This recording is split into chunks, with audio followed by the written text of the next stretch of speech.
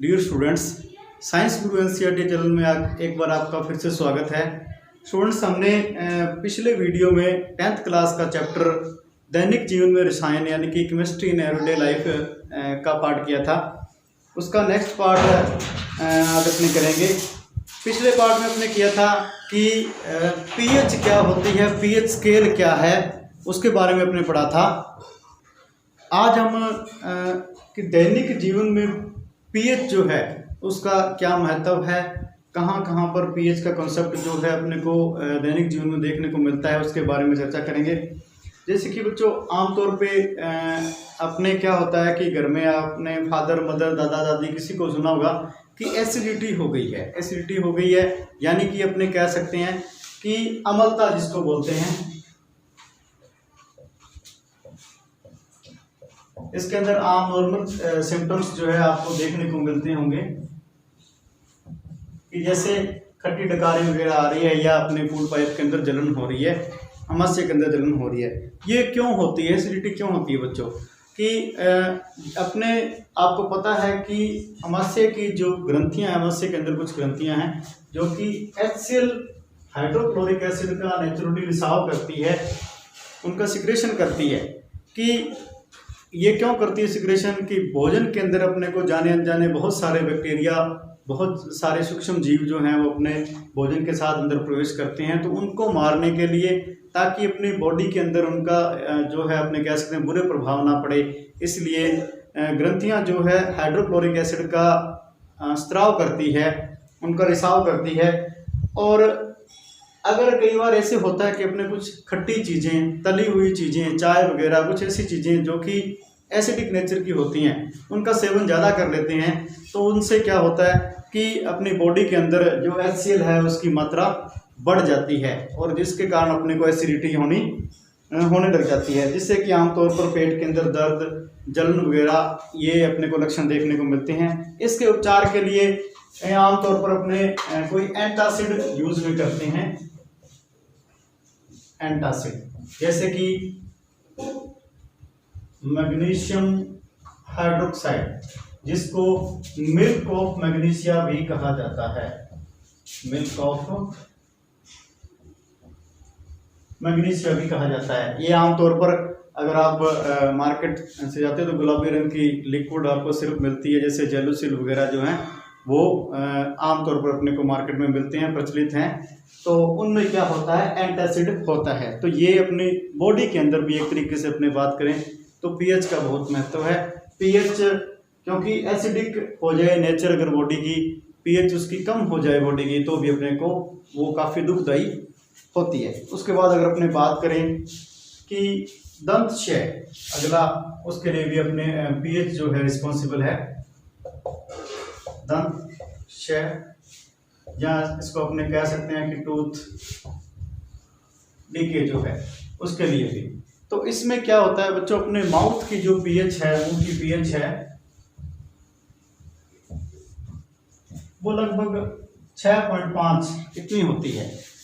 और जैसे कि अपने क्या करते हैं कि आमतौर पर शाम को भोजन कर लिया, भोजन के कुछ जो कण हैं वो अपने मुंह के अंदर दांतों में फंसे रह जाते हैं, और उसके अंदर ऊपर क्या है, बैक्टीरिया अपनी क्रिया करते हैं। बैक्टीरिया उस भोजन का विघटन करते हैं और उसको एसिडिक, अपने कह सकते हैं एसिड प्रोड्यूस करते हैं, तेजाब बनाते हैं, अम्ल बनाते हैं, और उस एसिड के कारण अपने मुंह की पीएच है वो कितनी हो जाती है, 5.5 हो जाती है। और इस पीएच के ऊपर, अपने दांतों के ऊपर, एक अपने बॉडी का सबसे कठोर भाग है, कठोरतम भाग एनेमल होता है। दांतों के ऊपर एक कवरिंग होती है जिसको एनेमल कहा जाता है। वो धीरे धीरे अपने कह सकते हैं उसका क्षय होना शुरू हो जाता है, उसका डीके होना शुरू हो जाता है, और उसके बाद क्या है कि दांत अपने खोखले या उनके अंदर कैविटी अपने कह सकते हैं वो बननी शुरू हो जाती है। तो इसके उपचार के लिए अपने को इस तरीके का दंत मंजन यूज करना चाहिए। इस तरीके का टूथपेस्ट, यानी कि कोई क्षारीय या बेसिक नेचर का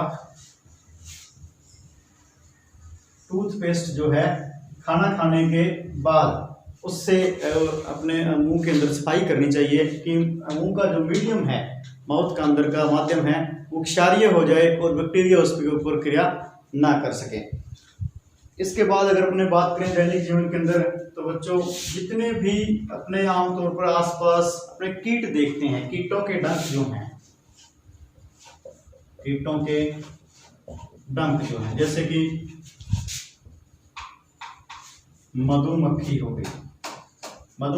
गई, चींटी हो गई। चींटियों की भी कई प्रजातियां हैं अलग अलग, जैसे ब्लैक है या भूरी है, और बिच्छू वगैरह है, या ततैया जिसको बोलती हैं, पीले रंग का, आमतौर पर गर्मियों में अपने को देखने को मिलता है। तो इनके डंक जो हैं उनमें भी एसिड होता है, जो कि आमतौर पर मिथेनोइक एसिड या फार्मिक एसिड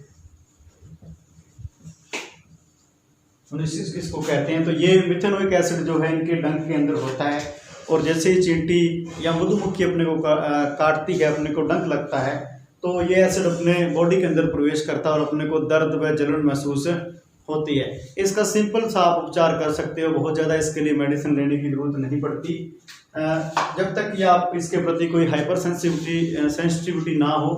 कई ऐसे पर्सन होते हैं जिनमें सेंसिटिविटी होती है, उनको मधुमक्खी के डंक से ही काफ़ी ज़्यादा एलर्जी वगैरह इस तरीके के सिम्टम्स तो देखने को मिल सकते हैं। पर जेकर नॉर्मली आप बात करें सोडियम बाइकार्बोनेट या सोडियम हाइड्रोजन कार्बोनेट है, NaHCO3, जिसको अपने आमतौर पर अपने किचन के अंदर ये मिल जाता है, सोडियम बाइकार्बोनेट, मीठा सोडा भी कहा जाता है। बेकिंग पाउडर में इसका कुछ भाग होता है, इसको थोड़ा सा पानी के अंदर आप गीला करके इसका पेस्ट बनाकर डंक वाली जगह पर इसको लगा लें, तो उससे क्या होगा कि जो भी एसिड है वो उदासीन हो जाएगा। कि क्या होगा कि डंक के अंदर मान के चलो एसिड है, कौन सा, मिथेनोइक एसिड है, और अपने जो ये सोडियम बाइकार्बोनेट लगा रहे हैं, ये क्या है, बेस है। एसिड बेस से रिएक्शन करेगा, क्या बन जाएगा, साल्ट बन जाएगा, और H2O पानी बन जाएगा। और ये साल्ट जो है जब बन गया तो अपनी जो पीड़ा है, जलन है, वो दूर हो जाएगी।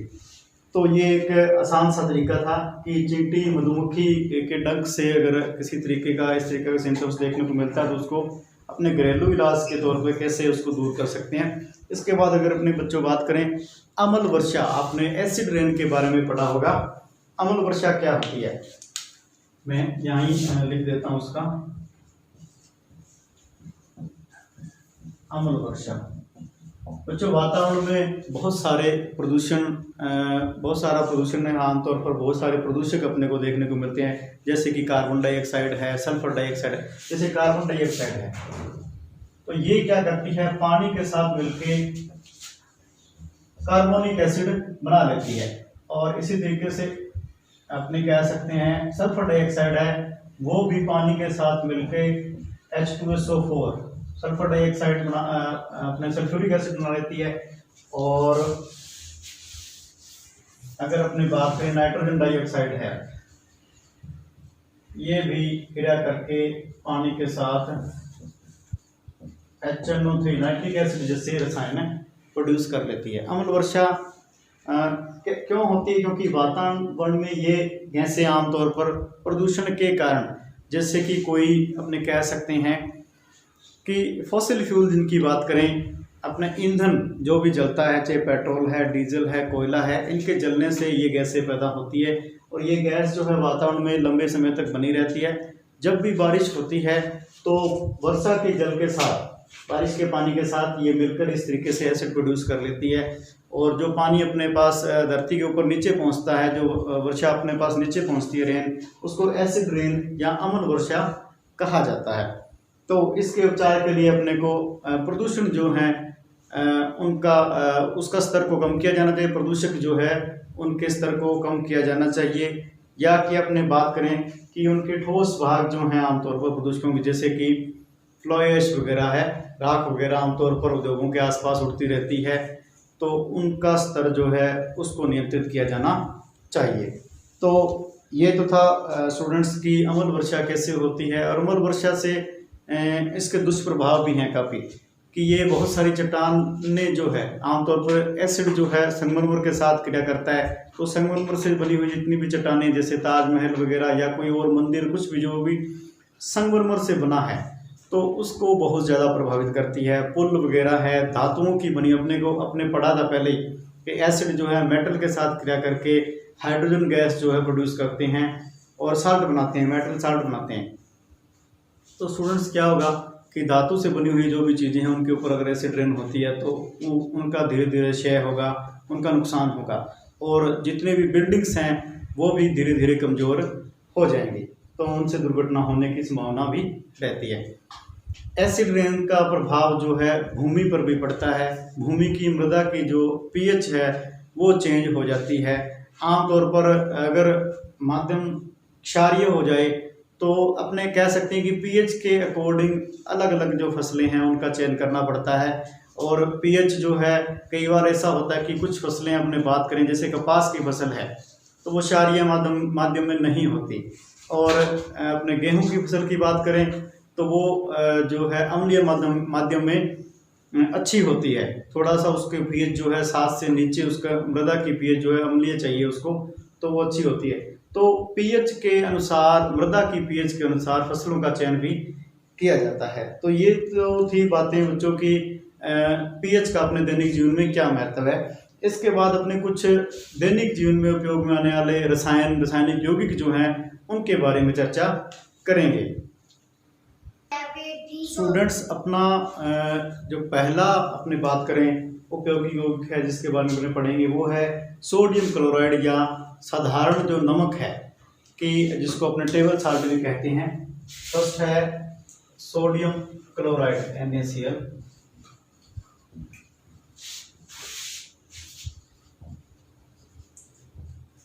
सोडियम क्लोराइड जो कि अपने पास आमतौर पर अपने बात करें औद्योगिक रूप में इसको जब तैयार किया जाता है तो इसको समुद्री पानी से तैयार किया जाता है। समुद्री पानी को समुद्र के किनारे ही क्यारियां बनाकर अलग अलग उनके अंदर भर दिया जाता है, और जब सूरज की गर्मी के कारण जल जो है वो वाष्पीकृत होकर उड़ जाता है और नमक जो है वो अपने को भूमि के ऊपर उसकी परत बिछ जाती है, वो प्राप्त हो जाता है और उसको वहाँ से इकट्ठा करके उसका शुद्धिकरण किया जाता है। इस नमक के अंदर अपने अगर बात करें इसकी पीएच जो होती है वो 7 है पूरी, अपने कह सकते हैं, और ये है उदासीन है, पूर्णतया उदासीन है। क्यों उदासीन है? क्योंकि ये एक स्ट्रॉन्ग एसिड है प्लस स्ट्रॉन्ग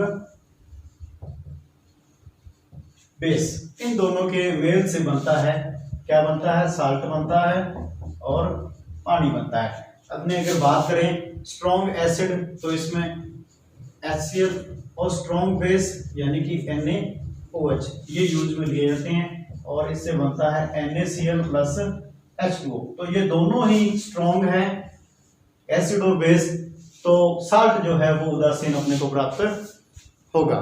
तो इस प्रकार अपने कह सकते हैं कि शुद्ध जो सोडियम क्लोराइड है, शुद्ध साधारण नमक है, उसकी पीएच 7 होती है और वो पूर्णतः उदासीन होता है। पर समुद्री पानी से अगर अपने सोडियम क्लोराइड जो प्राप्त करते हैं उसके अंदर काफ़ी सारी जो अशुद्धियां हैं वो मौजूद होती है, जैसे कि मैग्नीशियम क्लोराइड, कैल्शियम क्लोराइड की अशुद्धियां आमतौर पर ही इसके अंदर मौजूद होती है। तो जब इसका शुद्धिकरण करते हैं तो शुद्धिकरण करने के लिए क्या किया जाता है कि अपने इसका कह सकते हैं कि इसका जब सैचुरेटेड सॉल्यूशन लेते हैं, सोडियम क्लोराइड का संतृप्त घोल लेंगे, उसका सॉल्यूशन लेंगे और उसमें से HCl गैस जो है वो प्रवाहित की जाती है। HCl गैस प्रवाहित करने से सोडियम क्लोराइड जो अवक्षेप के रूप में अपने को प्राप्त होता है। मैं इसको समीकरण के रूप में लिख देता हूँ। NaCl सोडियम क्लोराइड का जो कंसंट्रेटेड सॉल्यूशन है, संतृप्त घोल जो है, संतृप्त अपने कह सकते हैं विलयन है, इसके अंदर से गैस जो है कौन सी HCl गैस जो है इसके अंदर से प्रवाहित की जाती है। तो इसमें अपने को NaCl अपने कह सकते हैं इसका अवक्षेप या प्रेसिपिटेट जो है वो प्राप्त हो जाता है। और ये जो अवक्षय प्राप्त होता है ये NaCl जो है वो शुद्ध होता है। अपने इसके गुणों की बात करें कि गुण क्या क्या हैं इसके, तो ये सफ़ेद रंग का ठोस आप कह सकते हैं पदार्थ है, और स्वाद इसका अपने को पता है कि ये नमकीन है। इसका गलनांक जो है वो काफ़ी हाई है, मैं यहाँ लिख देता हूँ, इसका गलनांक है वो 1081 केल्विन तक है। यानी कि 1081 केल्विन तक अपने नमक को गर्म करेंगे तो वो गलेगा, पिघलेगा, नहीं तो वो ठोस अवस्था में, सफेद रंग की ठोस अवस्था में अपने को प्राप्त रहेगा। उसके बाद अगर बात करें, ये जल के अंदर पूर्णतया विलेय है और जलीय विलयन के अंदर ये आयनित हो जाता है और Na+ और Cl- में टूट जाता है। अपने अगर बात करें NaCl इसको एक्वस सॉल्यूशन में अगर लें, इसको एक्वस सॉल्यूशन, तो ये Na+ Cl- में टूट जाता है, यानी कि ये आयनित हो जाता है। और अगर अपने उपयोग के बारे में बात करें तो आप सभी इससे परिचित हैं कि इसका भोजन के रूप में, भोजन पदार्थ बनाने के रूप में इसका अपने किचन के अंदर, रसोई घर में यूज़ करते हैं। उसके बाद अगर अपने बात करें भोजन के, यानी कि खाद्य पदार्थों के परिरक्षण में भी इसका उपयोग किया जाता है। जैसे अचार वगैरह हैं तो उनके परिरक्षण में प्रिजर्वेटिव के रूप में इसके सॉल्यूशन का और नमक का डायरेक्टली जो है उपयोग किया जाता है। और इसके बाद अगर अपने बात करें कि हिमीकरण मिश्रण तैयार करने में, कूलिंग के समय जैसे आप देखते हो कि आइसक्रीम या बर्फ जो है उसका टेम्परेचर मेंटेन रखने के लिए, उसको ठंडा बनाए रखने के लिए, उसको पिघलने से बचाने के लिए हिमीकरण मिश्रण एक तैयार किया जाता है, जिसके अंदर नमक जो है उसका उपयोग किया जाता है। इसके साथ ये बहुत उपयोगी है। अगर इसका अपने बात करें, जैसे जैसे सोडियम हाइड्रोक्साइड, सोडियम यानी कि कुछ महत्वपूर्ण क्षार जो हैं उनके निर्माण में, उनके अपने कह सकते हैं कि प्रयोगशाला में उनका निर्माण करने के लिए या औद्योगिक तौर पर उनको निर्माण करने के लिए सोडियम क्लोराइड का उपयोग किया जाता है। जैसे कि सोडियम बाइकार्बोनेट हो गया, सोडियम कार्बोनेट Na2CO3, और अगर अपने बात करें विरंजक चूर्ण या जिसको ब्लीचिंग पाउडर भी कहा जाता है CaCl2, कैल्शियम हाइपोक्लोराइड, तो इसके इन सभी के निर्माण के लिए कच्चे पदार्थ के रूप में, कच्ची सामग्री के रूप में सोडियम क्लोराइड का उपयोग किया जाता है। तो ये तो था अपनी डिटेल स्टडी बच्चों, दैनिक जीवन में काम में आने वाला बहुत ही उपयोगी यौगिक सोडियम क्लोराइड के बारे में। इसके बाद अपने आगे बच्चों बात करते हैं सोडियम हाइड्रोक्साइड के बारे में, जिसको कास्टिक सोडा भी कहा जाता है। बच्चों कास्टिक सोडा जिसको सोडियम हाइड्रोक्साइड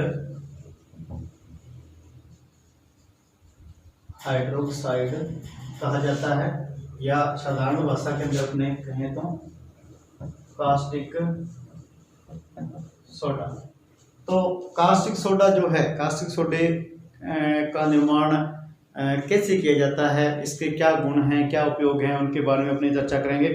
कास्टिक सोडे को जैसे अपने पहले पढ़ा था कि सोडियम क्लोराइड का उपयोग NaOH यानी कि सोडियम हाइड्रोक्साइड के निर्माण में कच्ची सामग्री के रूप में किया जाता है। तो कैसे अपने कह सकते हैं कि इससे सोडियम क्लोराइड से NaCl से कैसे अपने कह सकते हैं कि सोडियम हाइड्रोक्साइड अपने प्राप्त कर सकते हैं। NaCl का जब इलेक्ट्रोलाइसिस किया जाता है, इलेक्ट्रोलाइसिस यानी कि विद्युत अपघटन किया जाता है, NaCl का एक्वस सॉल्यूशन लेना है। एक्वस सॉल्यूशन यानी कि इसका जलीय विलयन जो है, इसका जब विद्युत अपघटन किया जाता है तो क्या होता है कि अपने एनोड जिसको कि जो कि पॉजिटिव अपने कह सकते हैं बैटरी के धन टर्मिनल से जुड़ा हुआ इलेक्ट्रोड होता है, पॉजिटिव अपने कह सकते हैं, और कैथोड जो कि बैटरी के नेगेटिव टर्मिनल से जुड़ा हुआ इलेक्ट्रोड होता है। इन दोनों के ऊपर अलग अलग जैसे इसका वियोजन होगा, और क्योंकि एक्वस सॉल्यूशन है पानी भी इसके अंदर होगा, तो अपने बात करें कि कैथोड के ऊपर हाइड्रोजन गैस मुक्त होती है H2 गैस, और एनोड के ऊपर क्लोरीन गैस Cl2 गैस जो है वो पैदा होती है। साथ ही क्योंकि पानी का भी वियोजन होगा, ये H प्लस OH माइनस में पानी भी टूटेगा, तो ये OH जो है वो किसके साथ क्रिया करेगा, Na के साथ है, Na प्लस के साथ क्रिया करके, और क्योंकि Na जो है इसकी नेचर किस तरीके की है, पॉजिटिव नेचर है, तो ये इस कैथोड के ऊपर अपने को विजन के रूप में NaOH जो है वो प्राप्त हो जाएगा। तो इस तरीके से अपने कह सकते हैं कि नमक के जलीय विलयन जो है उसके इलेक्ट्रोलाइसिस से, उसके विद्युत अपघटन से अपने को कास्टिक सोडा यानी कि सोडियम हाइड्रोक्साइड प्राप्त हो जाता है। इसका अगर अपने बात करें कि इसके गुण कैसे हैं, तो ये सफ़ेद रंग का चिकना पदार्थ होता है, क्षारीय नेचर का होता है। किस तरीके का है, क्षारीय नेचर का है, क्षारीय प्रवृत्ति है इसकी, तो क्षारीय प्रवृत्ति का है। और अगर अपने इसकी बात करें कि इसका गलनांक कितना है, इसका गलनांक है 591 केल्विन, यानी कि 591 केल्विन तक जब इसको गर्म किया जाता है तो ये अपने को पिघली हुई अवस्था में प्राप्त हो जाता है। ये एक प्रबल क्षार है। किस तरीके का क्षार है, स्ट्रॉन्ग बेस है, प्रबल क्षार है, और ये जल में आयनित भी बहुत ज्यादा होता है, जल में घुलनशील भी है और जल में आयनित भी बहुत ज्यादा होता है। अब अपने बात करें कि इसका उपयोग कहाँ कहाँ किया जाता है, जैसे कि साबुन निर्माण में, कागज निर्माण में और कपड़ा उद्योग में इसका अपने कह सकते हैं इसका उपयोग किया जाता है। साबुन तो आपको पता ही हो कि कास्टिक सोडा है, कास्टिक सोडे से साबुन जो है, कपड़े धोने की साबुन या अपमार्जक जो हैं, डिटर्जेंट जो हैं वो बनाए जाते हैं। उसके बाद अगर अपने बात करें कि बॉक्साइट के धातुक्रम में एल्यूमिनियम का अपने जैसे बात करें कि एल्यूमिनियम का निष्कर्षण जब किया जाता है तो उसके धातुक्रम के अंदर भी अपने बात करें कि इसका उपयोग किया जाता है। इसके साथ ही बच्चों कई तरीके की जो वसा है जैसे फैटी एसिड्स वगैरह है, या अपने बात करें कि तेलों के निर्माण में भी सोडियम हाइड्रोक्साइड यानी कि कास्टिक सोडे का उपयोग किया जाता है। इसके साथ ही अगर अपने बात करें पेट्रोलियम पदार्थ हैं, पेट्रोलियम के घटकों को अलग अलग करने के लिए पेट्रोलियम के शोधन में भी अपने सोडियम हाइड्रोक्साइड का उपयोग किया जाता है। और ये अपने कह सकते हैं कि प्रबल क्षार है, तो इसका उपयोग प्रयोगशाला में अभिकर्मक के रूप में भी किया जाता है। तो बच्चों ये तो था कि अपने दूसरा अपने उपयोगी यौगिक जो है उसके बारे में चर्चा की कि पहला जो है सोडियम क्लोराइड और दूसरा सोडियम हाइड्रोक्साइड।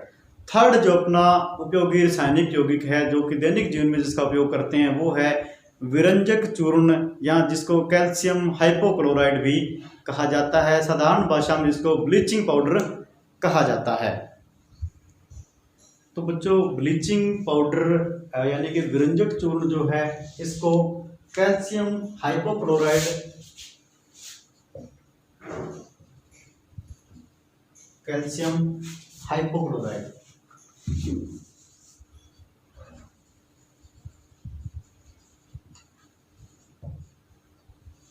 या इसको कैल्शियम ऑक्सी क्लोराइड भी कहा जाता है। सिंपल भाषा में इसको ब्लीचिंग पाउडर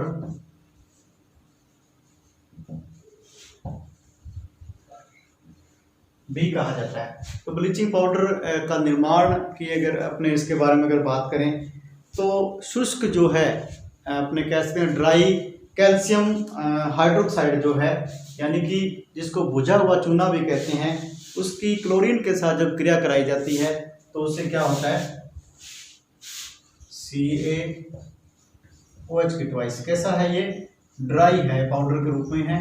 और इसके साथ रिएक्शन करवानी है क्लोरीन गैस की। क्लोरीन गैस की जब इसके साथ रिएक्शन करवाते हैं तो कैल्शियम हाइपोक्लोराइड यानी कि अपने को ये प्राप्त होता है, और साथ में अपने पास H2O पानी जो है प्रोड्यूस होता है। तो ये तो था इसके निर्माण की विधि। तो स्टूडेंट्स, अगर अपने विरंजक चूर्ण यानी कि ब्लीचिंग पाउडर के गुणों की बात करें तो ये पीले रंग का तीक्ष्ण गंध वाला ठोस पदार्थ होता है और जल में विलय होता है। ठंडे जल में इसकी घुलनशीलता ज़्यादा होती है, अच्छे तरीके से विलय होता है। गर्म जल में इसकी घुलनशीलता कम होती है, ये विलय नहीं होता। और अगर अपने बात करें कि हवा में खुला रखने पर ये क्लोरीन गैस जो है इससे मुक्त होती है। ब्लीचिंग पाउडर जो है वो डाइल्यूट एसिड जो हैं उनके साथ क्रिया करके, जैसे अपने अगर बात करें कि CaOCl2 प्लस H2SO4, अगर इसको डाइल्यूट यानी तनु हो एसिड तो इसके साथ ये क्रिया करके CaSO4 calcium sulphate H2O plus Cl2 यानी कि क्लोरीन गैस मुक्त करता है। और अपने अगर बात करें कि विरंजक चूर्ण से ब्लीचिंग पाउडर से मुक्त हुई जो क्लोरीन गैस है, वो क्लोरीन गैस जो है पानी के अंदर नवजात ऑक्सीजन जो है उसको मुक्त करती है, यानी कि एक ऑक्सीकारक के रूप में ऑक्सीकरण करने वाले पदार्थ के रूप में कार्य करती है। तो उससे क्या होता है कि ये जो नवजात ऑक्सीजन है इसका उपयोग जो है अपने कह सकते हैं कि रंगीन पदार्थ जो हैं उनका रंग जो है हटाने के लिए भी किया जाता है। जैसे रंगीन पदार्थ है उसके साथ ये कोई रंगीन पदार्थ है, रंग है, इसके साथ नवजात ऑक्सीजन अपने बात करें, ये जब क्रिया करती है तो इसका जो रंग है वो फेड हो जाता है। रंग जो है ये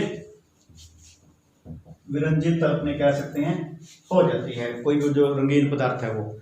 और इसी तरीके से अगर बात करें तो ब्लीचिंग पाउडर का उपयोग जो है इसके क्लोरीन मुक्त होने के गुण के कारण इसका उपयोग अपने कह सकते हैं कि जल के शुद्धिकरण में किया जाता है। पानी के अंदर हानिकारक जो सूक्ष्म जीव है, बैक्टीरिया है, उनको मारने के लिए भी इसका उपयोग किया जाता है। जल के शुद्धिकरण में इसका उपयोग किया जाता है। कागज उद्योग में यानी कि लकड़ी की जो पल्प है उसके विरंजन में भी इसका उपयोग किया जाता है। वस्त्र उद्योग में यानी कि कपड़े उद्योग के कपड़ा उद्योग जो है उसके अंदर भी इसका उपयोग किया जाता है कि कपड़ा जो है उसका विरंजन करने में इसका उपयोग किया जाता है। और इसके साथ ही अपने अगर बात करें तो रोगाणुनाशक जो पदार्थ हैं अपने कह सकते हैं, एंटीसेप्टिक जो भी मटेरियल है उनके निर्माण के अंदर भी इसका उपयोग किया जाता है। प्रयोगशाला में अभिकर्मक के रूप में भी इसका उपयोग किया जाता है। तो ये तो थे बच्चों अपने बात करें कि कुछ अपने तीन जो है सोडियम क्लोराइड, सोडियम हाइड्रोक्साइड और कैल्शियम ऑक्सीक्लोराइड या कैल्शियम हाइपोक्लोराइड, तीन उपयोगी रसायनों के बारे में, उपयोगी रासायनिक यौगिकों के बारे में यहाँ पर पढ़ा है। उम्मीद करता हूँ कि ये वीडियो आपको अच्छी तरीके से समझ आ गई होगी, ये भाग आपको अच्छी तरीके से समझ आ गया होगा। अगर आपने अभी तक साइंस गुरु NCERT चैनल को सब्सक्राइब नहीं किया है तो उसको सब्सक्राइब कर लें और बेल आइकन को जरूर प्रेस करना है। धन्यवाद।